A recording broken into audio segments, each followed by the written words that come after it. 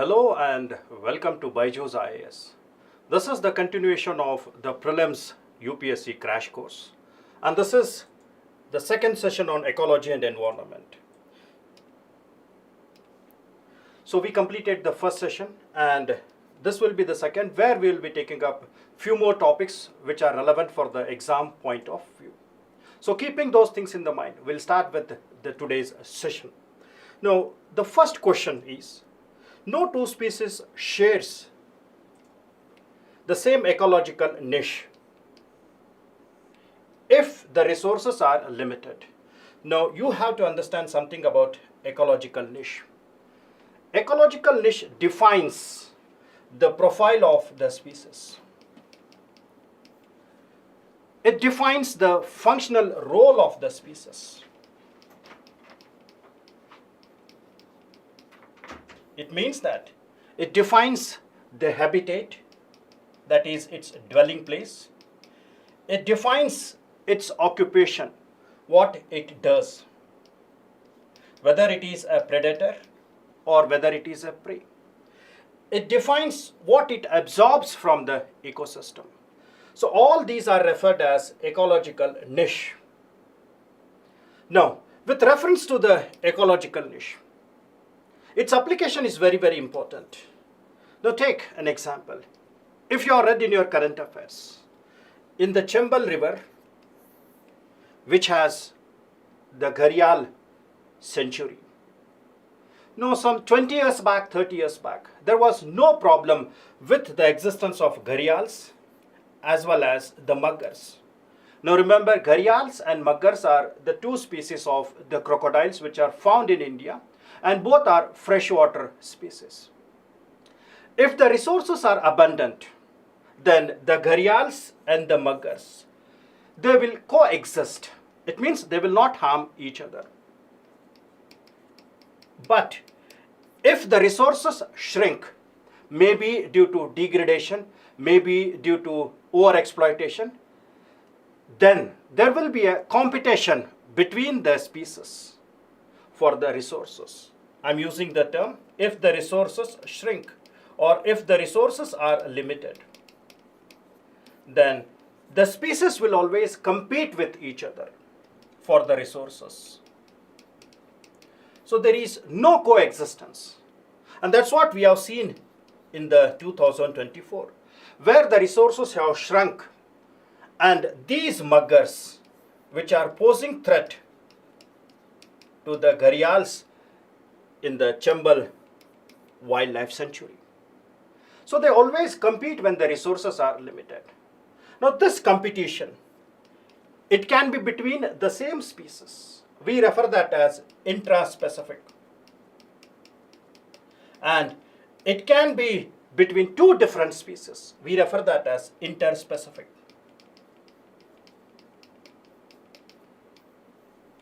And this competition always poses threat to the species there. Maybe injury, or maybe sometimes you are reading in the current affairs that the number of man-animal conflicts are increasing. One of the reasons is also the same. Because sometimes when we introduce a new species there, in any natural habitat, so if the number of species are more, then they will leave their natural habitat and they enter into the human habitations, which can lead to the man-animal conflict. So hence, this is very relevant in the present context when we are introducing any species out of its area or introducing that in any other habitats. Right. So keeping these things in the mind, we'll try to answer the first question. The no two species shares the same ecological niche. It is also referred as the competition exclusion principle. Exclusion principle. Or it is also referred as the Gauss law. Or it is also referred as the Grignard's axiom. So the correct answer is the Grignard's axiom, or competition exclusion principle, or the Gauss law. All the three are the same. Now moving down to the second question here. Now sometimes in mains also they may ask, maybe with reference to the introduction of African cheetah in Kuno National Park. So there we find the conflicts were there, injuries were there, and maybe it can pose a threat when they leave their habitat and enter into other areas, like what we have seen in the case of elephants, when the density of the animals increases. Or it can be the gir, where we find there is a threat that these lions, they can be out of their natural habitat because of increasing of the population there. Right. Now moving down to the second question. Consider the following statements regarding the green methanol. Now this green methanol is in the news. It is with reference to its role in reducing the emission of carbon dioxide. Now if you see the green methanol, it can be produced from biomass by a process of gasification. And such green methane which is produced by biomass, we refer that as biomethanol. Or it can be produced by usage of hydrogen,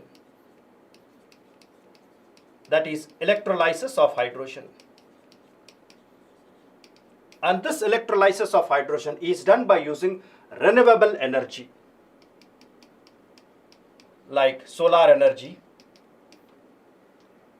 or wind energies. We refer them as renewable energy, clean energies. So that is the second. Then it can also be produced by sequestration of carbon dioxide.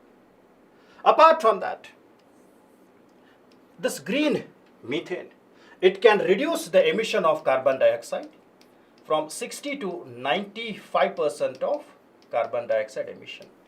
A report which has told. And this is also in the liquid state. And this makes it easy to transport. So this is some rough idea about the green methane. Now here when we talk about the hydrogen, now here we are talking about the blue hydrogen. Now apart from that, understand that it can be brown methanol if it is produced from coal, a fossil fuel. It is referred as gray methanol when it is developed or produced from natural gas. It is referred as green methanol, that is biomethanol if it is from biomass. And from hydrogen, we refer that as e-methanol if it is electrolysis of hydrogen by using renewable energy. So please keep this in the mind. And it is referred as blue methanol if it is produced from blue hydrogen. Now the color of hydrogens are also very important in the context of knowing their significance. If it is referred as blue hydrogen, then it is produced by splitting of natural gas. And the amount of carbon dioxide which is released in the process is sequestered or stored by using a methodology called as carbon capture and storage or direct air capture. This carbon capture is stored. So it means this carbon dioxide is not allowed to enter into the atmosphere. We refer that as blue hydrogen. Very important one. Now sometimes we don't have the technology to capture the released carbon dioxide. Then it will be emitted in the atmosphere. Now such type of hydrogen where the electrolysis is done, but we are unable to absorb or sequester the carbon dioxide, then we refer that as gray hydrogen. Gray hydrogen, right, where the carbon dioxide is released in the atmosphere, right. Apart from that, we have something called as green hydrogen, which is produced by the splitting of water, that is electrolysis method, using renewable energy, which is clean energy. Apart from that, we also have pink hydrogen, which is produced by using nuclear energy. Please remember this in the mind. Nuclear energy. Then we also have something called as yellow hydrogen, which is produced or developed by using solar power. So these are different types of hydrogen or different colors of hydrogen which can be used in the context of UPSC Prelims examination. Apart from that, we also have this white hydrogen, which is stored in the geological structures, and it is naturally occurring in the deep part of the earth, and it is released, or it is produced by a process called as fracking, right? So these are the terms which are associated with the question and can be useful in writing or analyzing the statements in the UPSC examination. Now, keeping these things in the mind, we'll try to analyze and answer the question. It can be produced by biomass, gasification, and hydrogen only. So here only is not correct, because it is also the carbon dioxide sequestration, right? It can reduce carbon dioxide emission by 50%. So it is more than that. It is more than that. That is 60 to 90% or 95%. Then NTPC has signed a binding memorandum. Now it has signed MOU. It is very true. Recently it has signed. But this is non-binding. This is non-binding. So this is a play of word here. It is non-binding. So hence, the third statement is also wrong. It can reduce the nitrogen oxide emission 60 to 80% and completely eliminate sulfur oxide and particulate matter. This is very true. It is liquid at room temperature, making it easy to store and transport. So this is also the true statement. So hence, if you go with the choices which are given, so only two statements are true here, right? And this is a challenging aspect, as well as something which is very important in the context of carbon neutrality. Now, while discussing the statements here, we have something called as fracking. Now, fracking is also in the news. Fracking is also in the news. Fracking is also referred as hydraulic fracturing. Fracturing. Now, this is a technology which is controversial. Technology which is controversial. And this is used for extraction of the shale gas. Right. Now, why it is controversial? Many environmentalists have said that this can trigger large amount of groundwater pollution. And it is also one of the reasons for man-made earthquakes. Remember, the earthquakes are two ways: natural earthquake and man-made earthquake. The man-made earthquakes are referred as induced earthquakes. It can be due to construction of the dams, or it can be mining process, or one of them is the fracking or hydraulic fracturing, which can trigger the induced earthquake. And they have witnessed them in California of USA. And by using this methodology, US become self-sufficient in shale gas production. Now, generally when you talk about the shale gas is extracted from a shale rock. And this rock is very significant and different. This rock is porous. You should understand the characteristic of the rocks. Porous means water absorbing capacity. And the same rock is non-permeable. It means that it will not allow the water to pass through.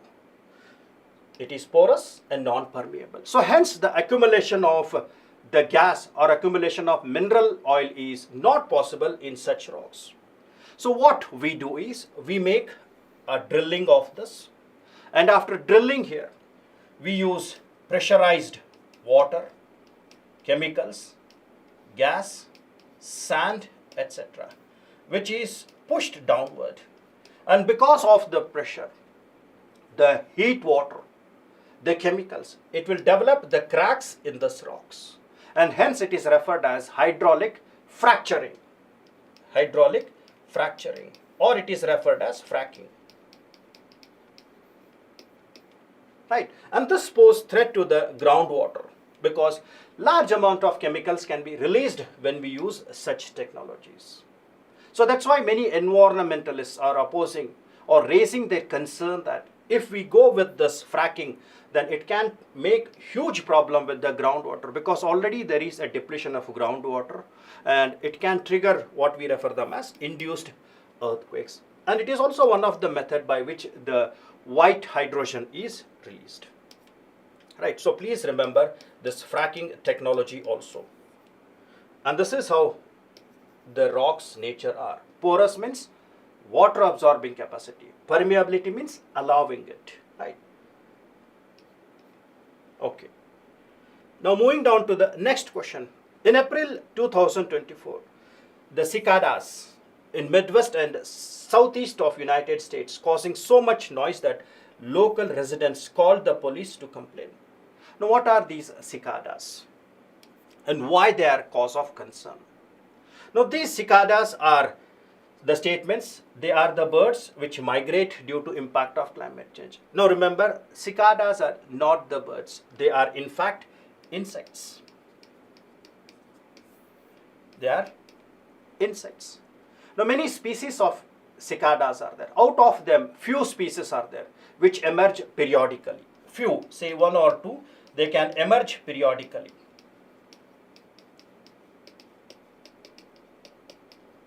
Right. And they do not pose any threat because they can't bite, they can't sting. So no threat from them. But they make a huge noise.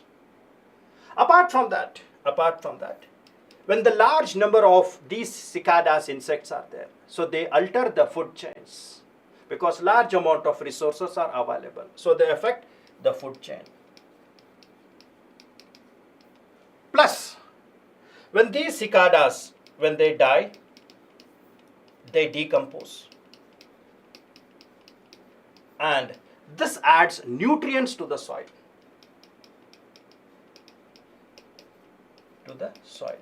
Apart from that, these cicadas, they make the soil aeration. It means they make the soil porous. And any soil which is porous is referred as fertile because porosity is linked with absorption of water. Right. So they are not harmful, they are advantage to the society, right, when they die and decompose. So this is something about the insect cicadas. Now keeping those things in the mind, we'll try to understand about the statements, right. They are the birds which migrate due to impact of climate change. Wrong one. Cicadas can bite, sting or carry disease. They are not. They cannot spread any type of zoonotic disease. They are not associated with that. And they cannot be effectively controlled by using pesticides. Male cicadas produce a loud buzzing sound by singing together from the trees to attract the females. This is very correct. Then, the emergence of the periodic cicadas change the diets of entire bird communities because abundant resources will be there. They are harmful to the regional ecology. In fact, they are beneficial to the regional ecology. They make the soil aeration. They add nutrients when they die and decompose. Right. So 3 and 4 statements are correct. Now sometimes such statements can be asked in the examination. Right. Now moving down to the next question. United Nations World Restoration Flagship in the year 2024, that is this year, it has released a list which consists of 7 initiatives across the globe. And here questions with reference to that. Options which are given are United Nations Environment Program and FAO is initiative of that. It is one of the initiative of Kunming Montreal Biodiversity Framework, Terai Arc Landscape shared by India and Nepal. United Nations recognizes the World Restoration Flagship through the World Restoration Flagship Award. Now, some basics about this. We know that all the ecosystems in the world, they are under the threat. Many reasons are there. It can be pollution, it can be overexploitation, it can be desertification, or it can be degradation, land degradation or degradation of the resources. So these have posed threat to the ecosystems, which in turn is reducing the which in turn is reducing the biocapacity. Now in this regard, we have initiated United Nations Decade of Ecosystem Restoration, which is from 2021 to 2030. And the major motto of this is to make sure we can restore, conserve and protect the ecosystems, which we can bring them into normal condition. So this is an effort which has been done by United Nations Decade of Ecosystem Restoration. And it is started by collaborative approach between the United Nations Environment Program and Food and Agriculture Organization. So it is a collaborative approach. So the first statement is correct. And in this Decade of Restoration, which is from 2021 to 2030, there they have identified to highlight certain initiatives. Last year they were different. So this year they have identified 7 initiatives which needs global protection and conservation. Right. Then it is one of the initiatives of Conveying Montreal. So it is the wrong statement. It is not the initiative of Conveying Montreal. It is the initiative of Decade of Ecosystem Restoration. Right. And Terai Arc landscape shared by India is one of that. This is also very true. This is also very true. The United Nations recognizes the restoration by giving the award. So by that they will get technical and financial assistance. Now this Terai Arc landscape is also in the news. So hence the statement which is correct with reference to examination, which is not true here. So the option will be B.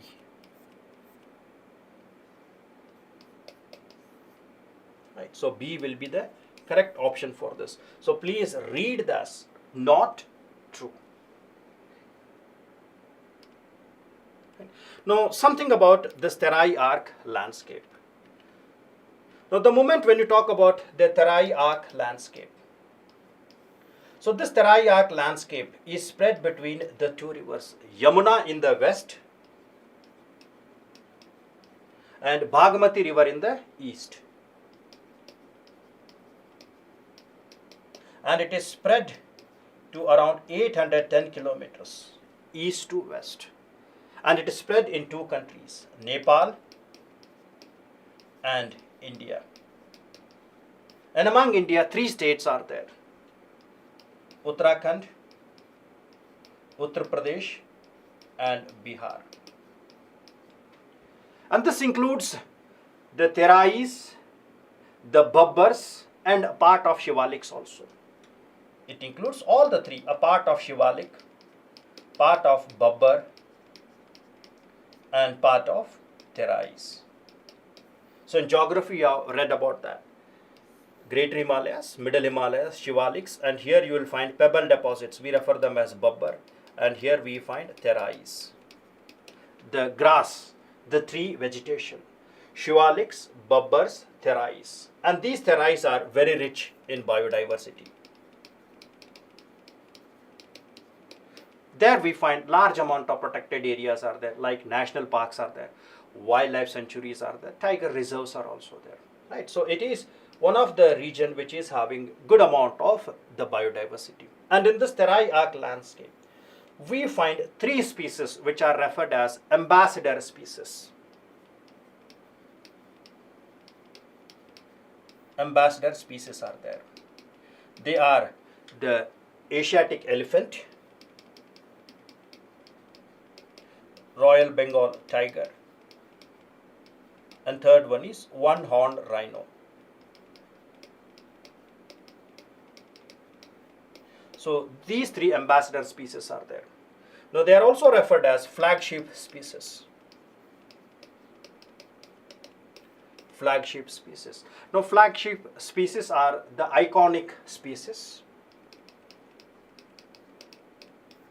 Iconic species, and which are in the verge of extinction if we don't protect and conserve them. So they are almost in the verge of extinction if we don't protect and conserve. To make awareness among the people, to protect and conserve them. So they are referred as ambassador species or flagship species. So 3 flagship species are there in the Terai arc landscape. Now this is something which is relevant for your exam point of view. Now the next question. Consider the following statement about urban wastewater in the India. Which of the following statement is not true? Not true. Now we always have the water crisis. As the population is increasing, the groundwater is depleting. So we always have 2 major problems associated with the groundwater. One is quality and second one is quantity. So groundwater is polluted and its quality is also shrunk and its quantity has also shrunk. So hence it has posed a major threat to the urban areas. So when we are talking about any programs like smart city programs or many such efforts where we need to make sure that groundwater restoration is done. In spite of having many such approaches like sponge city program which has been started successfully in China, and in the pilot basis we are initiating that in Ahmedabad and few more cities in India, the sponge city, where it is flood control plus groundwater restoration also. Right. So in spite of that, we are having the shortage of the groundwaters due to many reasons are there. Many reasons are there. Overexploitation, industrialization, right? So we find one of the solution, one of the novel way is why don't we can use a part of the urban water, and that is where we talk about grey water and black water. Right. So grey water is something which can be recycled or reused in some initiations, and this has been seen in many cities where Chennai has been pioneer. In Bangalore also we find such initiatives are there where they are recycling the grey water. Now what is grey water, what is brown water, and what is black water? Now the moment when you talk about the waste which is released from showers, kitchen and hand wash, we refer them as grey water, which can be reused. And the water which is released by the fecus, cleansing toilets, flush waters, we refer them as brown water. Along with the brown water, if you include the urine, then we refer that as black water. We refer that as black water. So we have black water, grey water, or brown water, grey water. Now in the context of India, we have the traces to identify brown water and grey water, but we don't have any technology to separate them. So the separation of brown water is major problem. In spite of having large amount of the technologies, we are unable to separate the grey water from the brown water. Is that clear? Now keeping these things in the mind, we'll try to analyze the answer. About 62% of urban household wastewater is grey water. Grey water has lower contamination, making it easy to treat. Yes, because the usage is not that. Then, grey water is continuous in supply. Remember, grey water is shower, kitchen and hand wash, continuous in supply. Grey water and black waters are separated in India by using a treatment plant. So this is where it is not done. So here, which among the statement is not true? So according to that, the correct option will be D. Will be D with reference to grey water. Now, many metropolitan cities, or in fact, if you are reading current affairs, Bangalore, even today it is having a major problem with the water availability. The groundwater is depleted to such a low that it is very difficult to have the groundwater during the summer season, and we have to depend mainly on the monsoons where we have to store and make sure that the groundwater table increases up. Apart from that, novel technologies are very, very important. Now, Dida method practiced by the Muria tribes who have settled along the banks of Godavari. Now, something which is associated with this Dida method. These Muria tribes, they left Chhattisgarh. They migrated from Chhattisgarh and they reached to the 2 states, that is Telangana and Andhra Pradesh, and then they have settled there. So these tribal peoples which have settled in Telangana and Andhra Pradesh, they are referred as the internally displaced people. And they are also the part of the tribes called as Guttikaya tribes.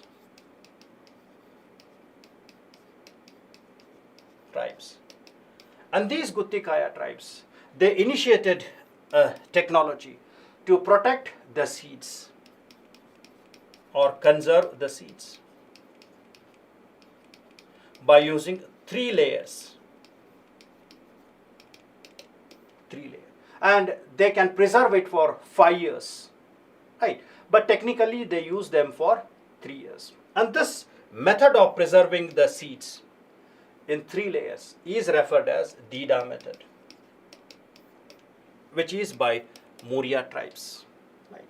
Now, keeping this thing in the mind, we'll try to analyze the answers.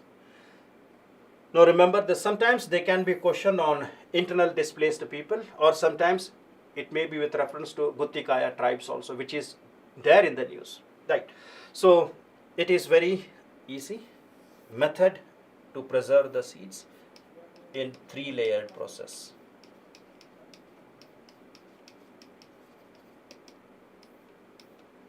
Right.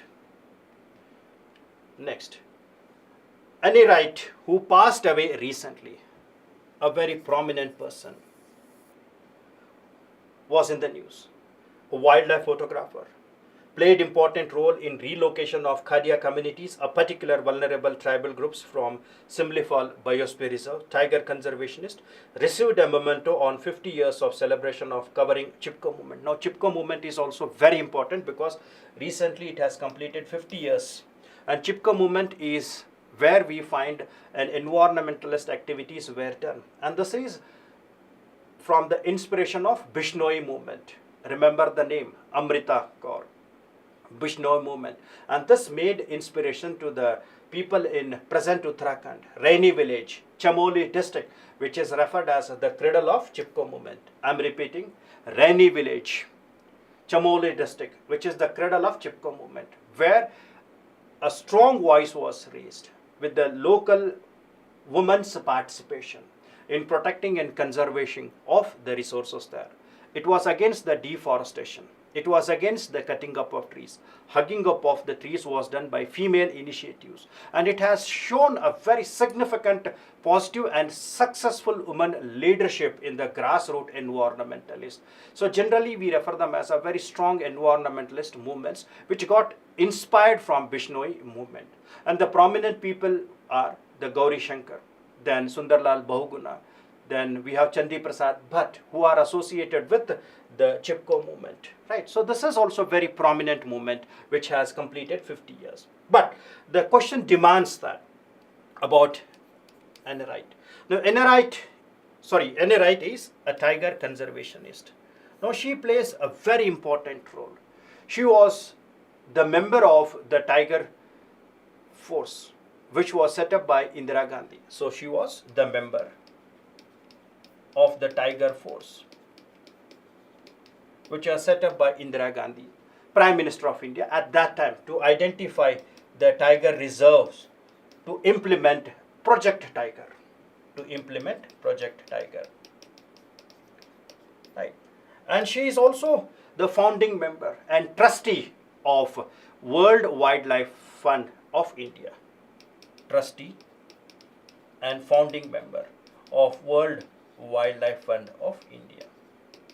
And she also played an important role in framing the Wildlife Act of 1972. A very prominent personality, right? So hence the answer is tiger conservationists.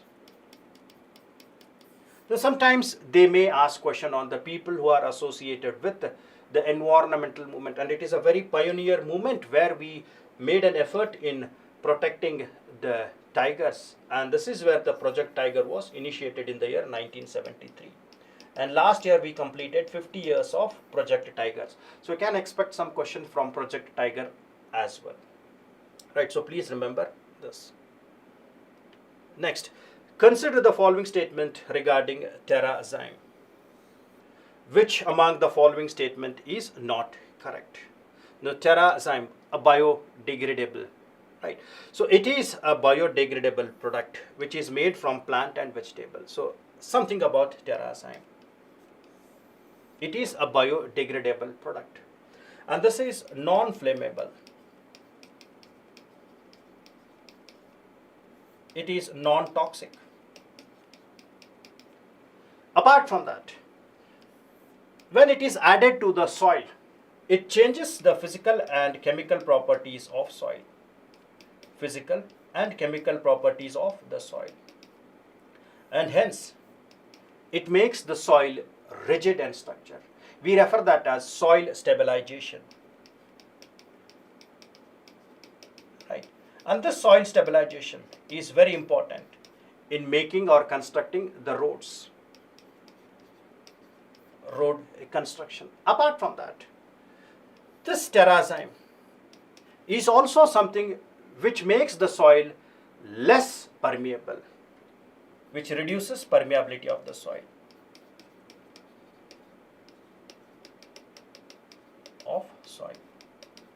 So hence, the roads can be maintained structurally with stabilization. And that is the reason why it has been used in many projects in India, like Pradhan Mantri Gram Sadak Yojana.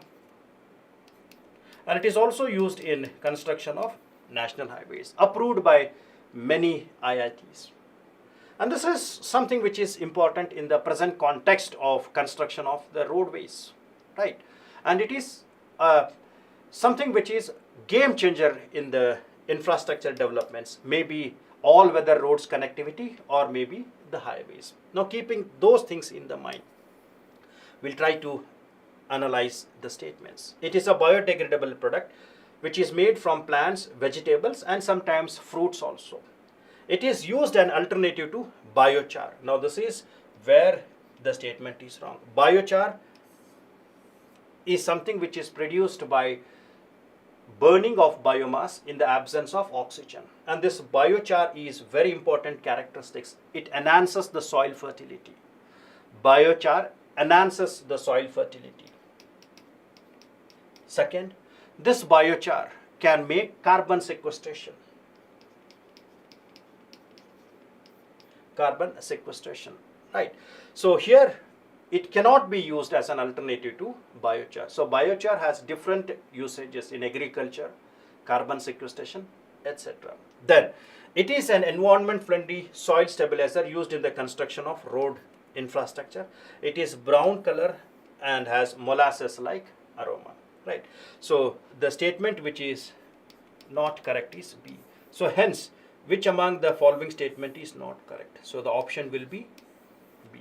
Now sometimes they may ask such technologies like the technologies which were introduced last year in the road construction, national highways, green technologies, or sometimes which reduces the impact of releasing of carbon dioxide, which cannot be a carbon emitter. So rather than having carbon emitter, they act like a reduction in that part.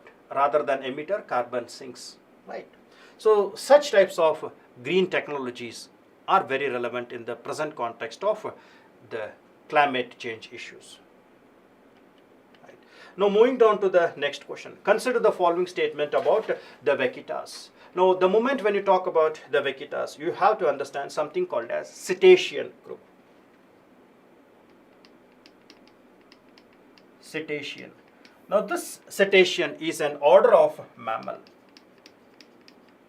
Order of the mammals, and these mammals are aquatic, and this cetacean consists of porpoises, it consists of dolphins, and it also consists of the whales. Three major subparts. Now this porpoise consists of vaquita. Vaquita. So the first statement, vaquita belongs to dolphin group. This is wrong statement. Vaquita belongs to the cetacean. Right. Now, these vaquitas, they are endemic to Gulf of California. They are endemic to Gulf of California, this region.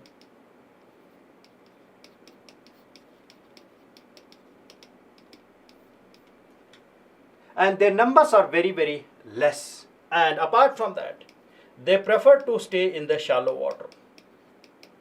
So it means it is very difficult to conserve them. And the major threat associated in the protection and conservation of these vaquita fish is associated with the gill nets.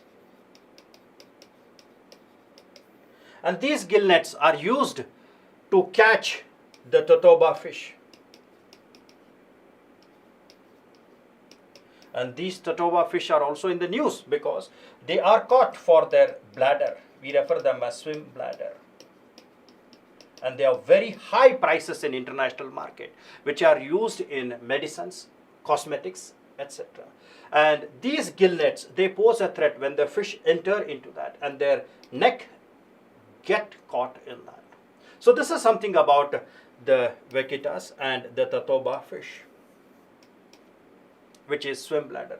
Now sometimes the swim bladder, which is having high values, it is sometimes referred as cocaine of a sea. Cocaine of a sea. Overexploitation has been done here. And the number of the vaquitas have been reduced to so less that it has been classified as critically endangered. Is it clear? So remember these datas, right? So vaquitas, it means a little cow, Spanish reference to marine, and they are the smallest crustaceans, right? And their total population is about 10 individuals, very threatening part. And apart from that, their areas are also not large, so they have resembles like dolphins, but yet they are not called as dolphins. The gill netting is one of the major problem to them, right? So shallow water, and the range is also very small. Range is also very small. So this is something about the two species. Both are having a threat. Now taking the statements, vaquitas belongs to the dolphins, that is second. They are classified as endangered species according to recent IUCN. So they are classified as critically endangered. Right. They face a single threat from gill net fishing of the totoba swim bladder. This is very significant in the international market, which is having very high cost. Right. So this is the correct statement. Vaquitas habitats are largest of any marine mammal.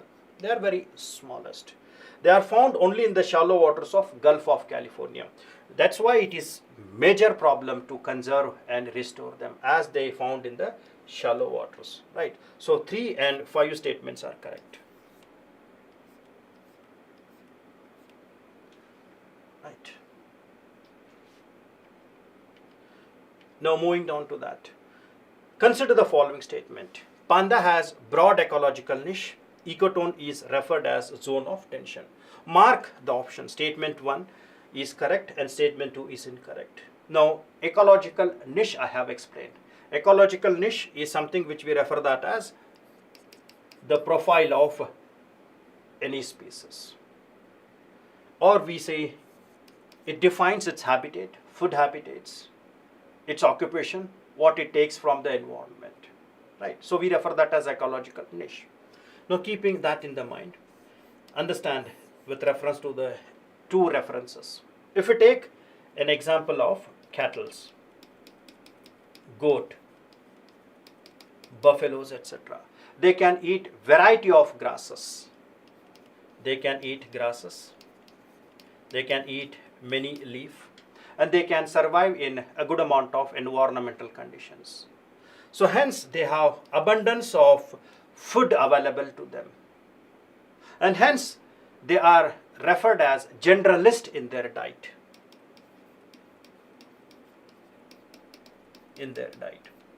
Apart from that, if we take an example of the panda, now this panda do not eat all the grasses. It feeds only bamboo leaves, and it is confined to small territory. Again, if you take koala, the koala bear, the marsupial, which feeds on eucalyptus leaves, confined to the eastern part of Australia. So these type of species, panda and koala, so they are very specific about their diet. We refer them as specialists. And they have very narrow ecological niche. And such we refer them as narrow ecological niche. And these species like cattle's goat, we refer them as broad ecological niche. Now, the major problem with the ecological niche when it is narrow, so they are always having a threat of extinction. If the bamboo ends, if the eucalyptus ends, what will happen to the panda and to the koala? So hence, these narrow ecological niche, they always pose threat of extinction.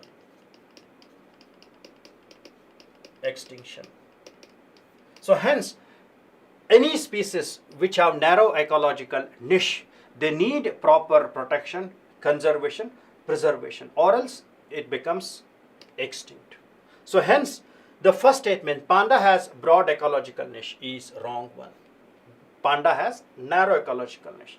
Now the second one is ecotone is referred as zone of tension. Now what is this ecotone? If we talk about the two diverse biomes or two different ecosystems, so this zone of separation which separates biome 1 and biome 2 or two diverse ecosystem, we refer this as ecotone. Now this ecotone is very rich in biodiversity because here we find overlapping of the species. Overlapping of the species will be there. Or sometimes new species can also be there. It has their own species. So such areas we refer them as ecotone, which can be natural, which can be man-made. Example, grassland between the desert biome and forest biome. We refer that as ecotone. Now, here as the number of species increases, so the species always compete and we always find they are intermediate. So hence they compete for the resources and it is an intermediate between the two biomes. So hence there is very difficulty in coexistence. So that is the reason why this area, ecotone, is always referred as zone of tension. So please remember this part. Right. So statement 1 is incorrect and statement 2 is correct. Zone of tension, competition is more rich in biodiversity. Now along with that, you may also expect a question like, among the species, there are some species whose density is more in that areas compared to other. We refer that as edge effect. Where the density of some species or population of some species is more, we refer that as edge effect. And in this example, if it is grassland, the edge species where they show edge effect are birds. So birds are example of edge effect or edge species in between the desert and forest biomes. So they may ask a question on edge effect and edge species. Right. So in ecotone we find that. Now moving down to the next question. Consider the following statement regarding the color codes used by NASA in collaboration with Google and also by using the satellites like MODIS, etc. MODIS, resolution, etc. So they have identified certain areas where there are potential for making or maintaining the tiger habitats, and hence they used color codes to identify and provide the data to restore the tiger resource or to enhance their protection part. And hence the colors are orange color, zone of suitable habitat where the tigers are known to be found and areas to be conserved and expanded including prey population. Green, empty forests where the tigers aren't known to live recently, but they are the potential landscape for tiger restoration. Brown, habitat which is potentially suitable but the tiger residence is not known. Then black, habitat is too fragmented to support tigers. It means broken one. So generally they are not ideal for location of the tigers, right? And hence these color codes help the conservation of or making the tiger reserves there. Now here all the statements are correct. And generally a conservation or the policies or the blueprint, they take into consideration of references of these to relocate any tigers or to create any tiger reserves in that areas. So this is how the data is shared. Brown, green, black, etc. Right. Next, consider the following statements regarding marine biodiversity of areas beyond national jurisdiction known as High Sea Treaty. It is very important. In the year 2023 it was there. Now when we talk about something called as High Sea Treaty, we always talk about UNCLOS in the context of United Nations Convention of Law of Sea. Right. Here they have created 5 maritime zones. And these maritime zones are the territorial water or the internal water, then territorial sea, the first one is the inland waters, then second one is territorial sea, third one is the contiguous zone where the enemy can be chased, contiguous zone where the enemy can be chased. Then we have exclusive economic zone, EEZ, up to 200 nautical miles. 200 nautical miles. Now these areas, inland water, territorial sea, contiguous zone, as exclusive economic zone, any territorial or any littoral country, any coastal country, it can have access up to 200 nautical miles. So we refer them as the areas within the national jurisdiction, and the areas which are beyond 200 nautical miles. Beyond 200 nautical miles, we refer that as area of high sea, which belongs to none. Right. So the areas which are beyond 200 nautical miles, we refer that as high sea according to the UNCLOS. Now this high sea is also very rich in biodiversity. Right. And second one is, as there is a threat to this biodiversity, maybe due to pollution or maybe due to the economic activity which has been seen. Now, along with these, we find that in the recent current affairs, International Seabed Authority, which has released or which has given permits to make the deep sea mining for polymetallic nodules. Metallic nodules in the context of deep sea. And this pose threat to the biodiversities. This pose threat to the biodiversities which are seen in the areas which are beyond 200 nautical miles. So in this regard, an effort has been started to protect and conserve the biodiversity of the oceans beyond 200 nautical miles, that is the region beyond the national jurisdiction, and we refer that as High Sea Treaty. High Sea Treaty. And this High Sea Treaty, which was kept open for signatories, I'm using the term signatories, to sign on September 20, 2023. So many countries have signed that. More than 80 countries. More than 80 countries have signed that. Signing is different. Ratification is different. Now this High Sea Treaty can enter into force. It can enter into force only if 60 members ratify that. Ratify. Now what is ratify or what is ratification? Ratification means you are officially accepting that in the national laws. Now take an example of India. Now in the context of India, we have ratified CITES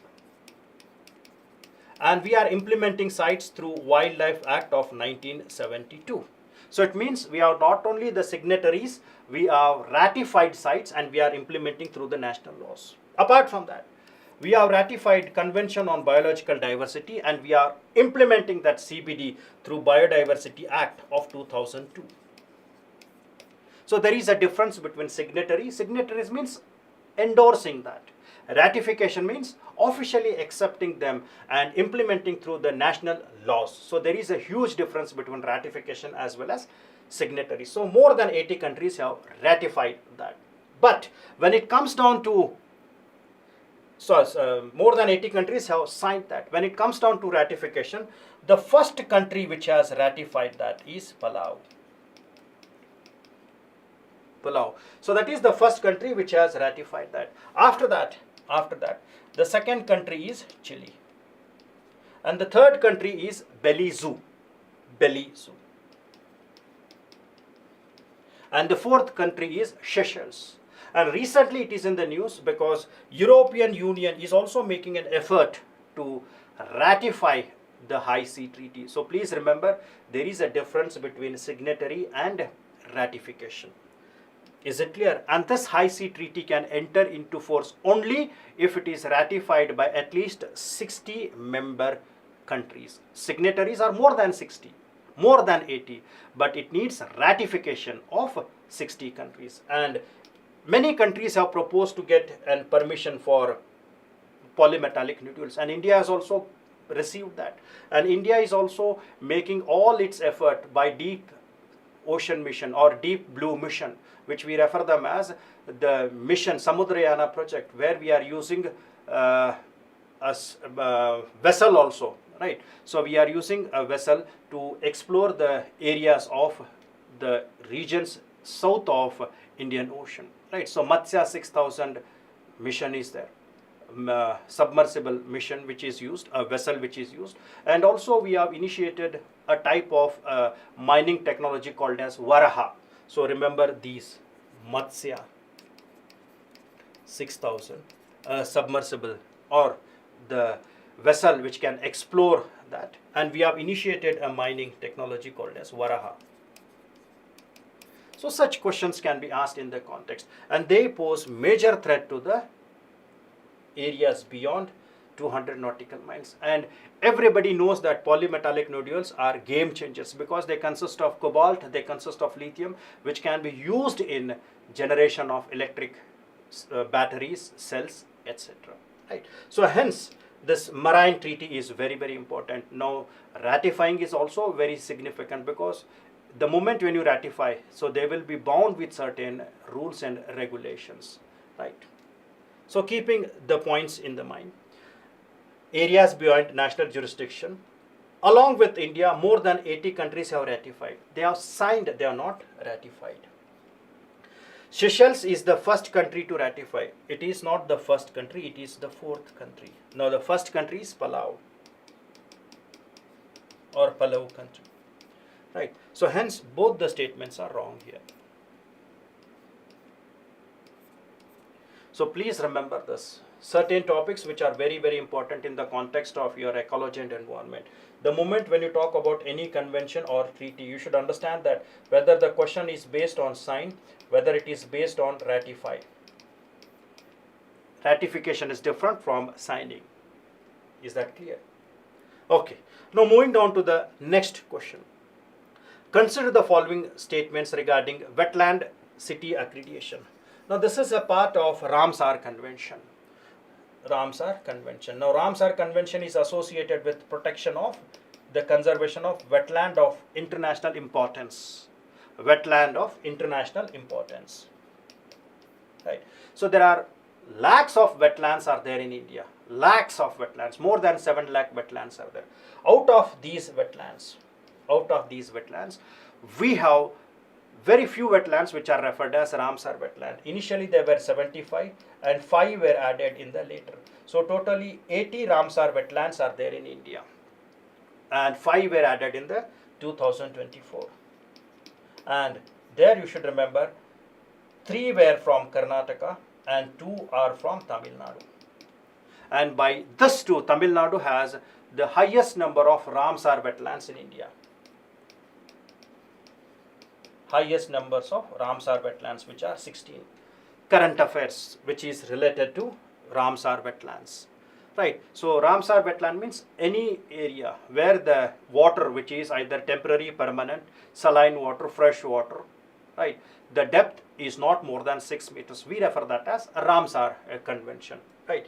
So in this Ramsar convention, there are certain wetlands or water bodies where we find, due to over-exploitation, due to technological changes, or due to urbanization, certain ecological characteristics of these wetlands have changed or changing, or maybe they can change.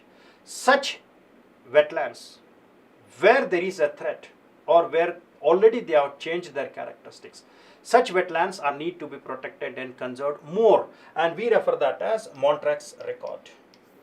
And 2 wetlands are there in the Montrac's record for India. One is the Chilka wetland, which was there and now it has been restored. Keoldev National Park and Loktak one. So these are the 2 which are still in the Montrac's record. So remember, Chilka has been removed from the Montrac's record. So Montrac's records talks about only those wetlands which have threat, where the ecological characteristics have been changed or changing. Right. Now here the question is wetland city accreditation. It has nothing to do with Montrac's record. So these are the wetlands which are in the urban areas or peri-urban areas. Right. So mandatory for countries which are signatory to Ramsar. Now these are not mandatory. They are voluntary to protect and conserve the urban wetlands. Urban wetlands or peri-urban wetlands. It works in collaboration with Montrac's record. No collaboration with the Montrac's record. Montrac's records have different wetlands, and these are different wetlands which are concerned with urban to protect and conserve. Please remember, they are not working with the Montrac's record, even though the Montrac's record also talks about these wetlands which are having a threat.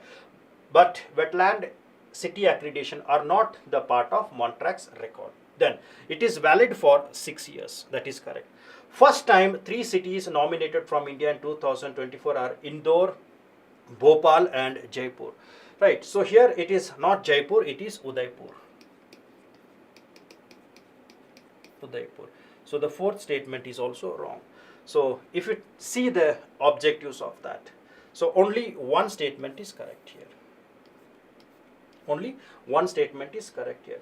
Now sometimes they may ask a specific one. For example, when you talk about the Indore wetland. So in the Indore we have wetland which is referred as Sirpur wetland, which is of Indore, and Bhoj wetland of Bhopal. And Udaipur has many wetlands which are in the neighboring areas. So such specific questions can be asked in the context of UPSC. So remember, Ramsar Convention, international importance, which provides space for many species for breeding, space for sustaining there, and it is many international species makes there. Migratory species reaches to that area. They are threatened species, critically endangered species, which always are seen here. Right. So such all factual data you should keep in the mind. Next, dead zones in the water bodies are developed by pollution alone. Biological oxygen demand is high in the polluted water. Dissolved oxygen is used to assess the pollution level of water. Right. Now, the moment when you talk about the dead zones, now you should always remember these dead zones, they can be developed or produced by 2 methodologies. One is which we refer them as pollution. We refer that as eutrophication, right? Eutrophication. So this eutrophication can also create dead zones where there is a depletion of oxygen is there. Right. So this is generally you are read in your job, in your ecology and environment. Eutrophication, or something called as algal bloom. Algal bloom. And then death of these algal blooms, where the bacteria feed on that. So when these algal blooms, when they die, so they are biodegradable pollutants. And these algal blooms, when they die, they are decomposed. They are decomposed by bacterias.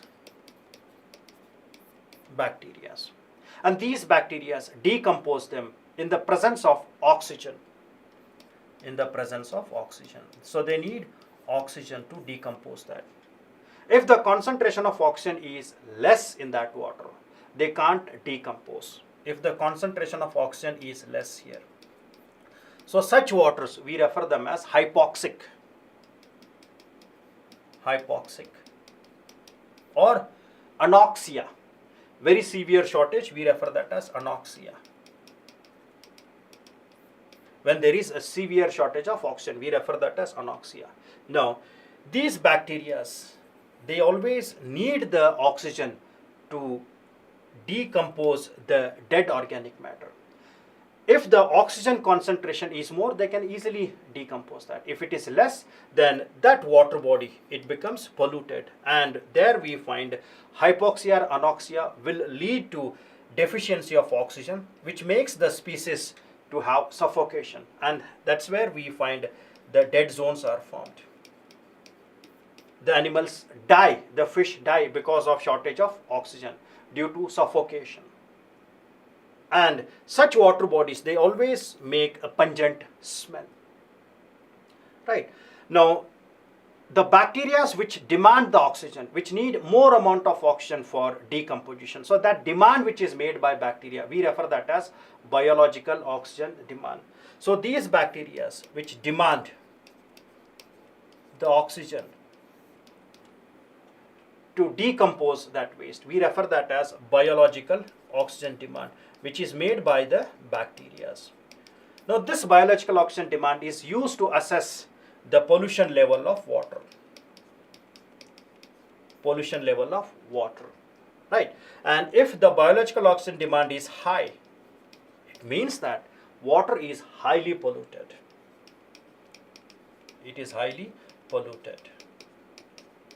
And if the biological oxygen demand is low, it means that water is less polluted. So this is with reference to pollution. Now in the recent aspect, we also find that these dead zones are created by increasing of the temperature in the ocean water. Maybe due to global warming or maybe due to the climate change, where large amount of greenhouse gas enters into the ocean waters. So the temperature of water increases. Now the moment when the temperature of water increases, its oxygen holding capacity decreases.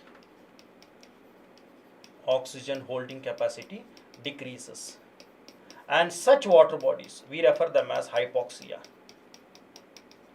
or anoxia when there is a severe shortage of oxygen.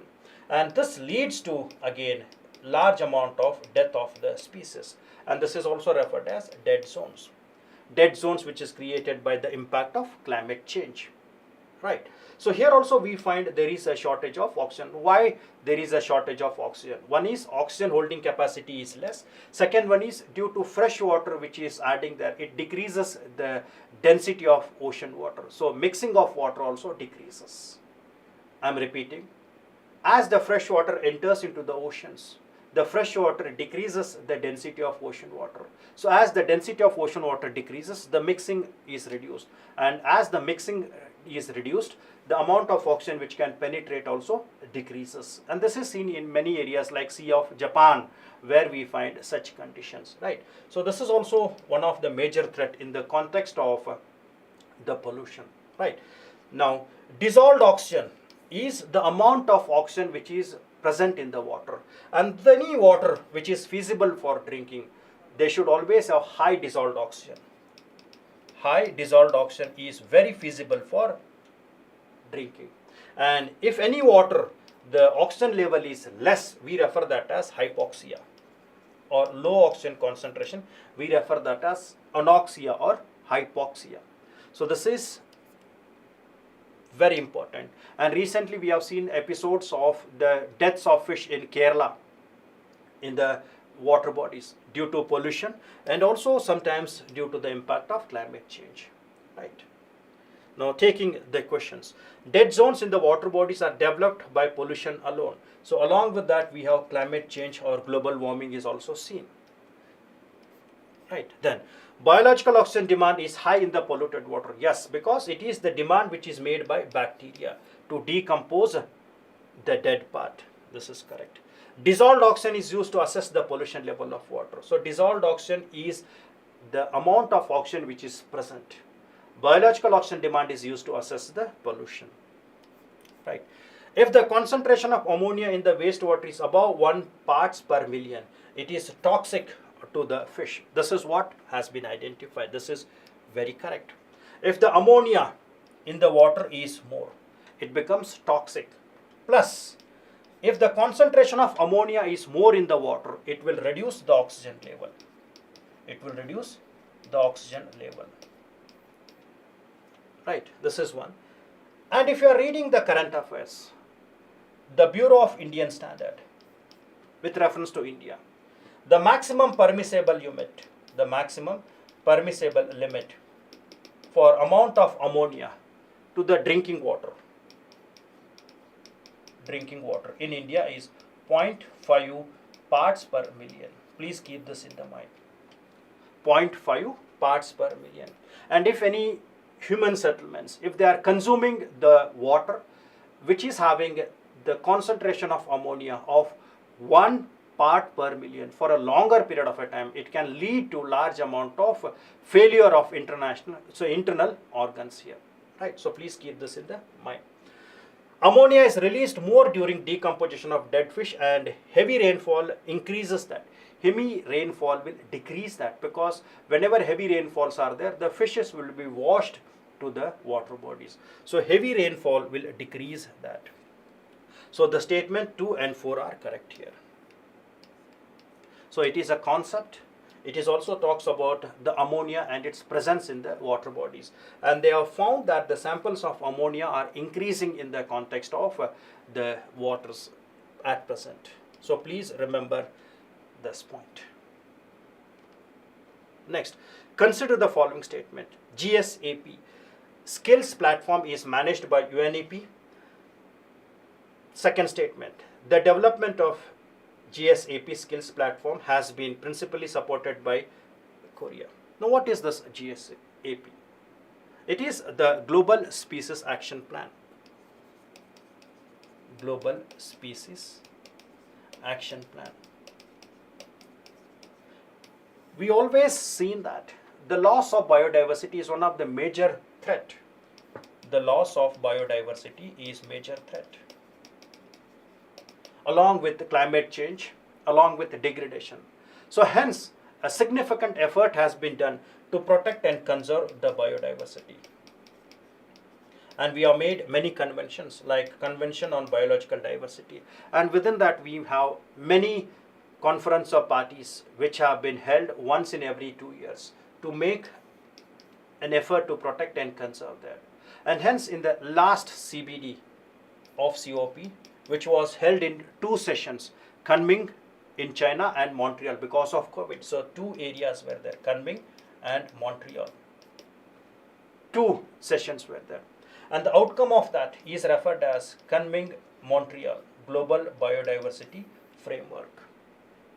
And in this, it was decided that we have to make a collaborative approach to bring the international communities, conservationists, in one online platform so that they can contribute in protecting and conservation of biodiversity. And this is the initiation of the Kunming biodiversity part, which is done by IUCN to protect the biodiversity. And this action plan is referred as Global Species Action Plan. So it is a part of Kunming biodiversity or Kunming Montreal Global Biodiversity Framework. Right, and it talks about skills, species conservation, which includes knowledge, information, learning, leverage, and sharing. So it is an initiation of IUCN, and remember, it is Kunming Montreal Global Biodiversity Framework. Right. So GSAP skills platform is managed by UNEP. It is not UNEP, it is IUCN. So the first statement is wrong. Statement 2, the development, yes, it is with the Republic of Korea. So the second statement is correct. Statement 1 is false and statement 2 is true. Now moving down to the next question. Consider the following statements. Antarctica circumpolar current and ocean current has been speeding up in the recent decades. Now when we are talking about the oceans and all, always remember in the context of oceans, which are referred as major carbon sink, which absorb large amount of atmospheric carbon dioxide, and ocean currents plays an important role. And these ocean currents are mainly due to the density factor. Mainly, I'm talking about wind and all, but density plays a very important role. And this density factor is a combined of temperature and salinity. And hence it is referred as thermohaline circulation. Thermohaline circulation. Now, alteration of the temperature and alteration of the salinity will always affect thermohaline circulation. When there is a change in the temperature, whenever there is a change in the salinity, it affects the density of ocean water. And this density of ocean water in turn will affect the ocean current. And this ocean current will always affect the movement of ocean water from one to another. So generally we refer that as it will affect the global conveyor belt. Conveyor belt. Now in the global conveyor belt, where the ocean water moves from one ocean to another, we always talk about many references like Atlantic Meridional Overturning Current, which starts from Gulf of Mexico, right? And along with that, we also have something called as Antarctica Circumpolar Current. So Antarctica Circumpolar Current is the water which is moving along the Antarctica, which is the largest ocean current in the world.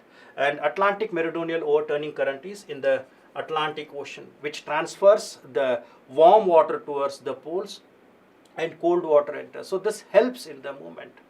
Now when we talk about Antarctica circumpolar current, it is very, very important because it transfers the water, and not only it transfers the waters, it transfers sediments, it transfers the carbon, which plays very important role from one ocean to another ocean, right?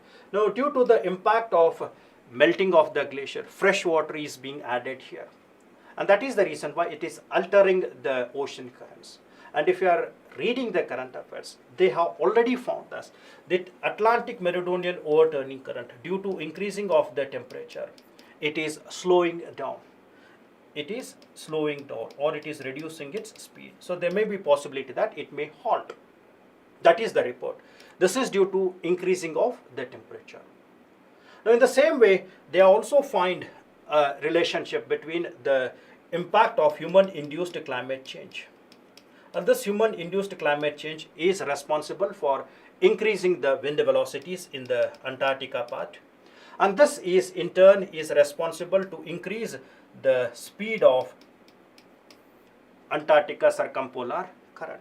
Now the impact of that is, if the velocity of that water is more, so more warm water will reach to the Antarctica, and that may increase the melting of the ice here. So that may increase the melting of the ice in the Antarctica, the thick ice which is there in Antarctica. So hence the increasing in the velocity, increase in the speed of the world's largest ocean current, that is Antarctica circumpolar current, is also a major threat. So remember, AMOC is reducing and this Antarctica circumpolar current is gaining velocity. And compared to the data, since from last decades, it has increased to 40% according to the report which has been done.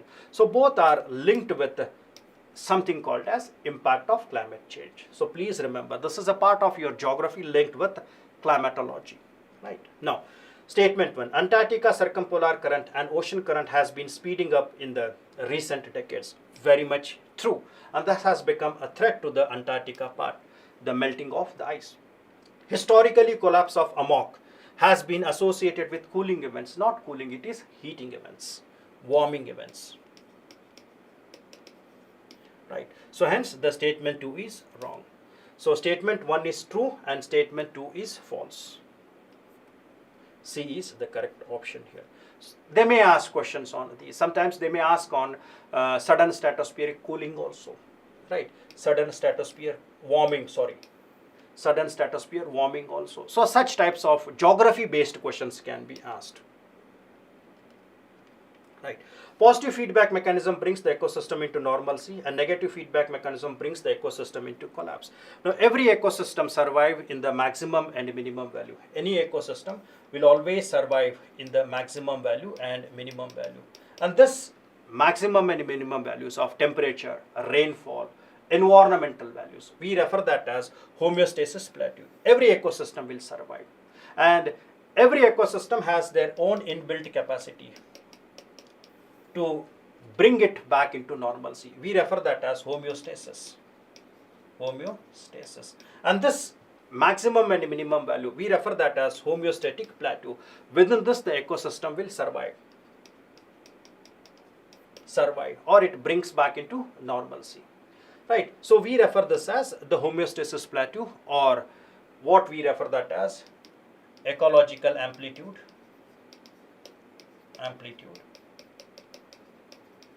or it is also referred as law of toleration, which is generally in the bell shape. Both are correct. All are correct. Right. Now, if the values increases beyond the maximum and below the minimum, then whole ecosystem will collapse. If the values are beyond, then the whole ecosystem will collapse. Now, if they are within the maximum and minimum, and if any type of mechanism brings the ecosystem into normalcy, we refer that as negative feedback mechanism. So negative feedback mechanism always brings the ecosystem into normalcy, whereas the positive feedback mechanism always makes the ecosystem to collapse, right? Now this is again in the current affairs. Remember this. If you are reading your current affairs in the context of Arctic, we always know that Arctic amplification is there. Now what is Arctic amplification? Where the rate of increasing temperature in the Arctic is more than 3 times, 4 times than that of the global. We refer that as Arctic amplification. So Arctic amplification is there. And this Arctic amplification is seen along with an event called as forest fires. So forest fires are there. So forest fires means that this forest, when they burn, they emit large amount of carbon dioxide, which is releasing the greenhouse gas. And along with that, recently you have seen that because of large amount of the permafrost which is melting there, it is creating mega slumps,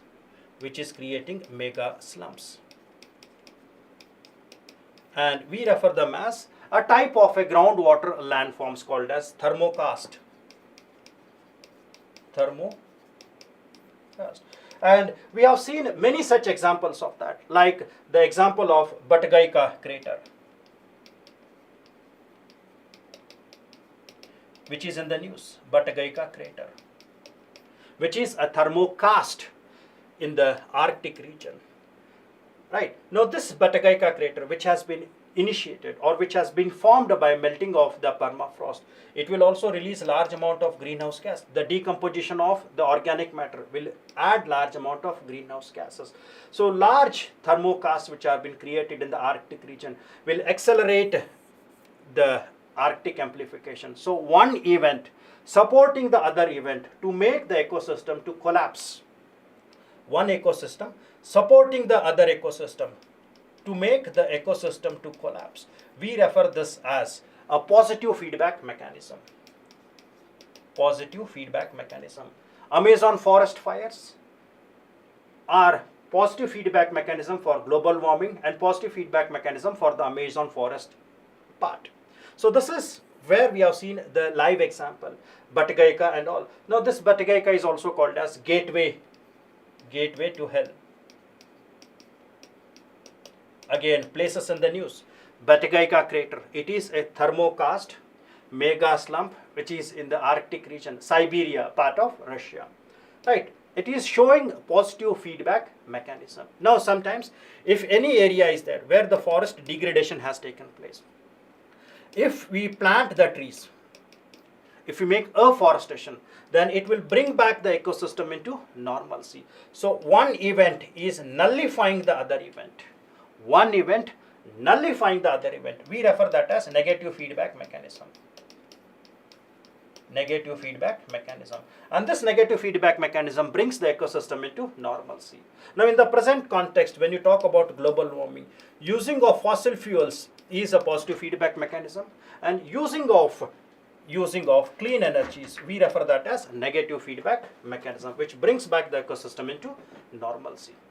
Is that clear? So please remember the concepts associated with that. Next, right, now positive feedback mechanism brings the ecosystem into normalcy. Negative feedback mechanism brings the ecosystem into collapse. So it is opposite of that. So both the statements are false here.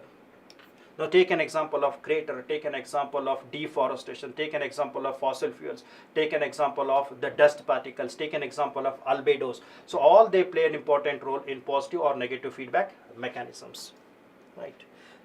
Next, consider the following statements about the reports which are released. One is Arctic report, which is released by World Meteorological Organization biennially. Now this Arctic report is released by National Oceanic and Atmospheric Administration annually. So it is not biennial. So it has given the data about how the Arctic behaving, right? Then adaptation gap report. This adaptation gap report is released by United Nations Environment Program, and this is every year, annually. Now always remember, this adaptation gap report is to assess the country's progress in the context of Paris Agreement. So gap means it is the gap between the countries which are committed to the Paris Agreement of making not exceeding 1.5 or 2 degrees centigrades above the pre-industrial level and what exactly they are emitting. So this gap between the promises and the present condition, we refer that as gap report, and this is released by United Nations Environment Program.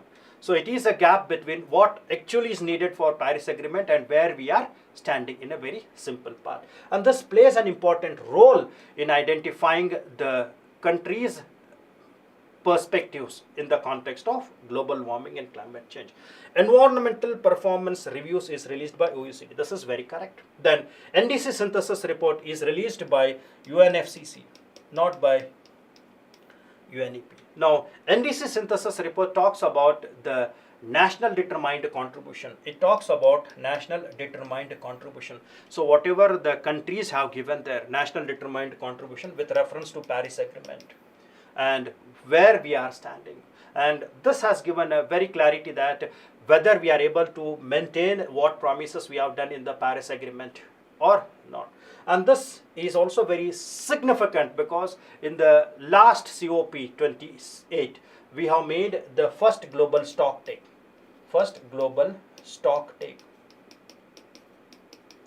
Right. So where we made an assessment of NDCs and all.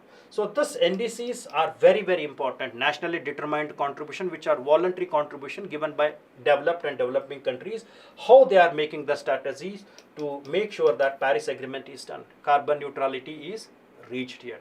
What is their contribution part? Everything is taken into this. So hence, this is also very important, right? So NDC synthesis report is also very important. Arctic report and adaptations are also very, very important. So remember, annually, and this is released by UNFCCC, right? So hence, only one statement is correct here. So please read about these reports. They are very important, not only in the prelims as well as in the mains. Now, consider the following statement. Saiga antelope category changed from near threatened to critically endangered for IUCN Red List.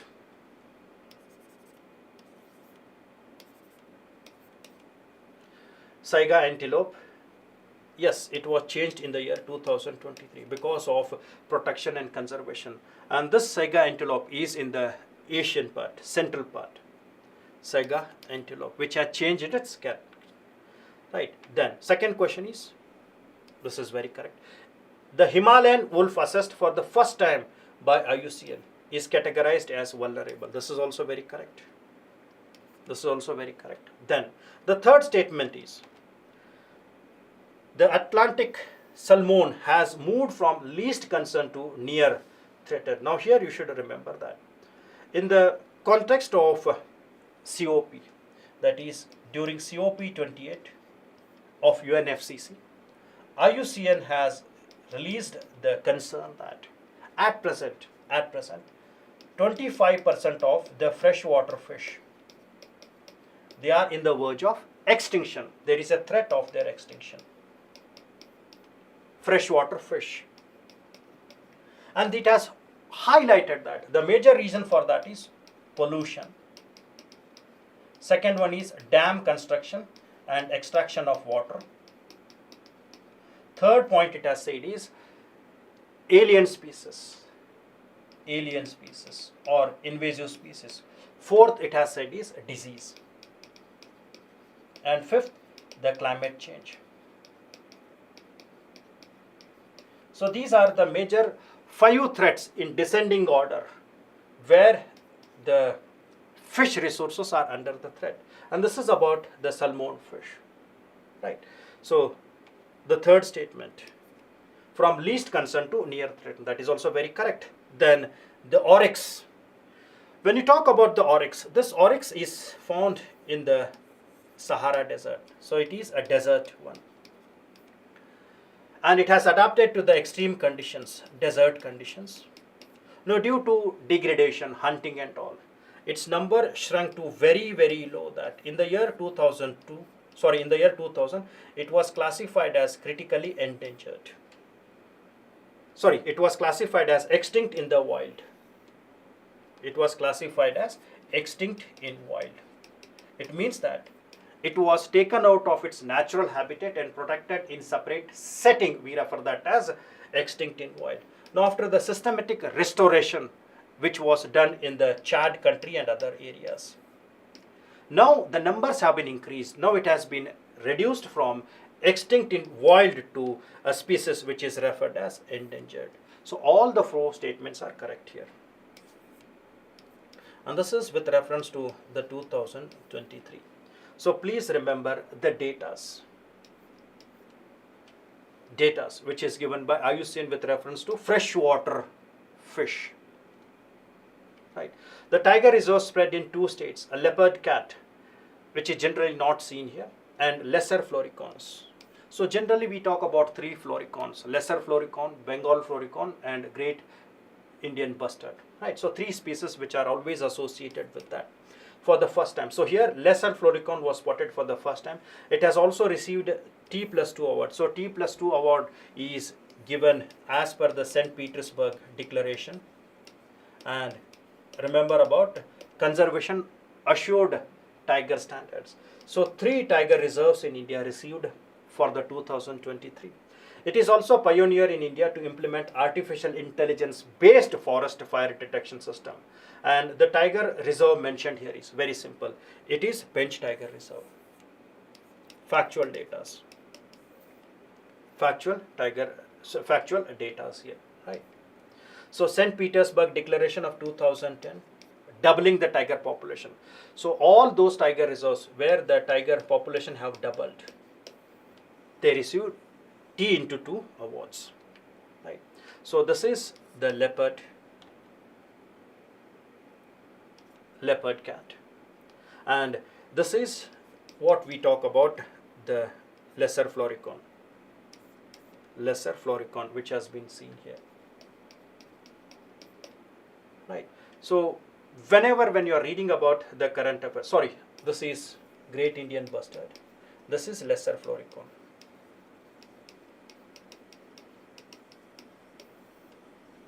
So here we find the great Indian bustards which are dominant in the Rajasthan, Gujarat, and lesser floricon we can find here, but for the first time it was identified in that tiger reserve, right? And then Bengal floricon, the moment when you talk about Bengal floricon, don't get confused. Bengal floricons are not found in West Bengal.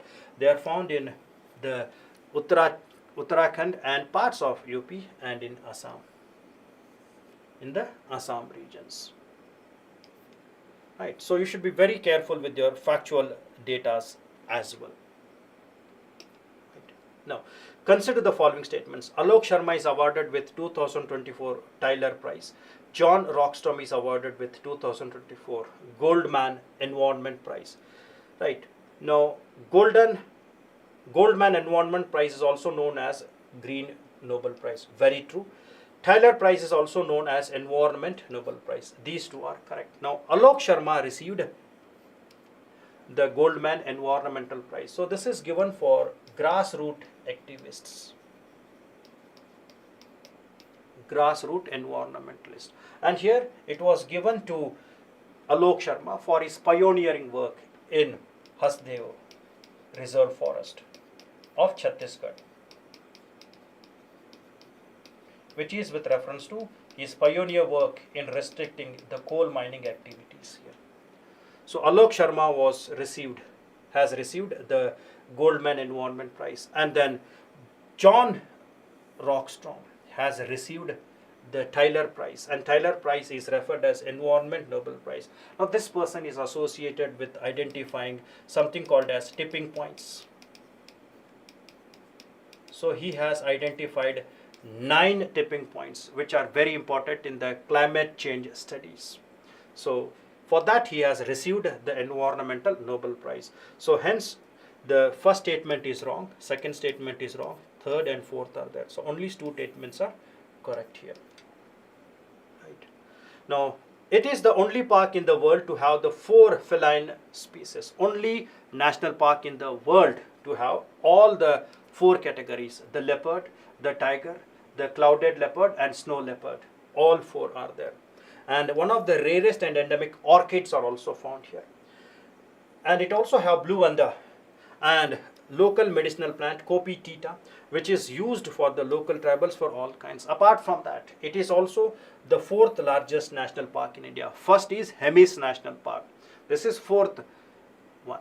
And this national park which is mentioned here is factual data. It is Namdapha National Park, and it is also in the news because of, after a gap of many years, the flying squirrel has been found here, which has returned there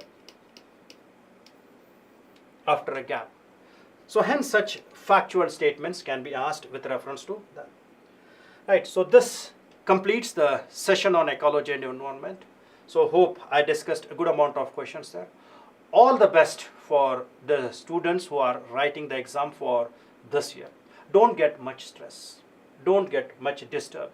So revise carefully and make the points at your fingertips, the factual data, maybe about the species which have been changed their categories, or any such technologies which have been introduced in the context of climate change or global warming. We refer them as cutting edge technologies which have been introduced, or sometimes the national parks, wildlife sanctuaries, or any such legal acts which are there in the news. Keep them into fingertips, and all the best. Do well in your examination. So by that we conclude the session of ecology and environment, and the second session has also concluded. Thank you.